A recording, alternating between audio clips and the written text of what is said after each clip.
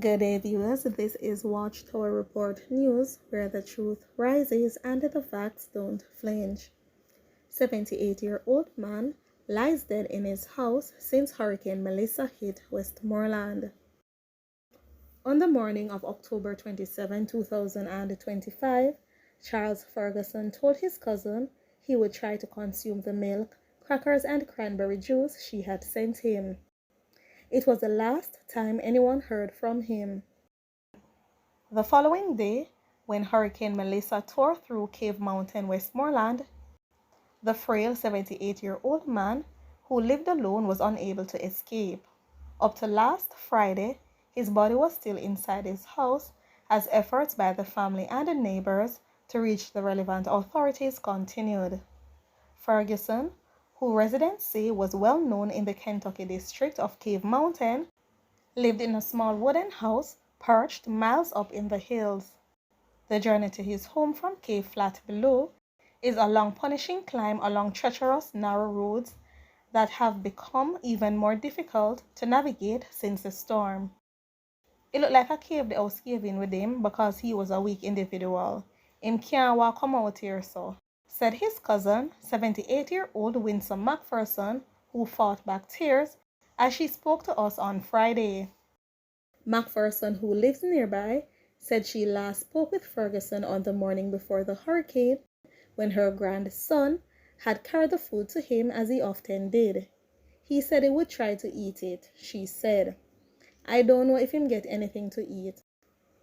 But when the hurricane struck, she feared the worst, as the area was directly hit by Melissa's outer bands with high winds and heavy rains lashing the steep hillsides. While the exact cause of his death is not yet known, McPherson believes that due to the elderly man's immobility and health, he would have struggled to escape if the house started to collapse. I kinda expect it to know, she admitted quietly. I expected that how the hurricane came, he wouldn't survive, because who would carry him up? Who would rescue him? When asked whether the efforts were made to assist Ferguson to relocate before the hurricane hit, she said, he would not be able to come up unless people carry him, but we wouldn't know it would be this bad enough. They didn't tell us the full story of this thing. Even a tornado was in the area, and even the eye opened on us right here. McPherson explained that Ferguson had been in declining health for some time and had once shared the home with another man in his 50s. However, she said that man died a few months ago, leaving Ferguson alone in the wooden structure that had been his refuge for decades. Now that same home has become a grim reminder of isolation and vulnerability. He has been up there for 4 days and nothing. It's overwhelming. It's like a dream. It's like a show. It's really just terrible, McPherson said, her voice breaking.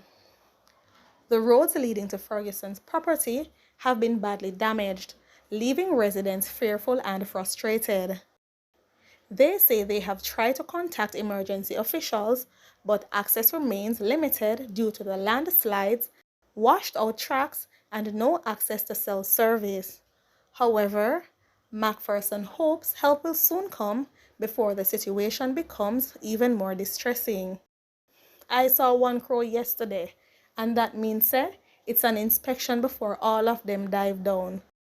So between now and tomorrow, you're going to see crows, and they're going to pick at him. Jesus have mercy. My God, no, sir, she said, struggling to hold back the tears. She described Ferguson as a cheerful and generous man known for his herbal remedies. Charles was a jolly person, and he was always a medicinal man.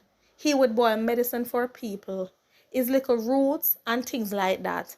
And he would give medicine when you had pain and things like that. And that was the type of person he was, she said. She added that his death has left the small, close-knit community in shock. Dying like this is terrible, she said softly. I could never wish for him to die this way. No, not like this. As the hills of Cave Mountain remain cut off and recovery efforts continue across Westmoreland, Macpherson said that she can only wait and hope that help will soon arrive to bring Ferguson's body down from the mountain he called home. This is Watchtower Report News, where the truth rises and the facts don't flinch. Please remember to subscribe, like, and share. Also, leave a comment in the comment section down below. Thank you.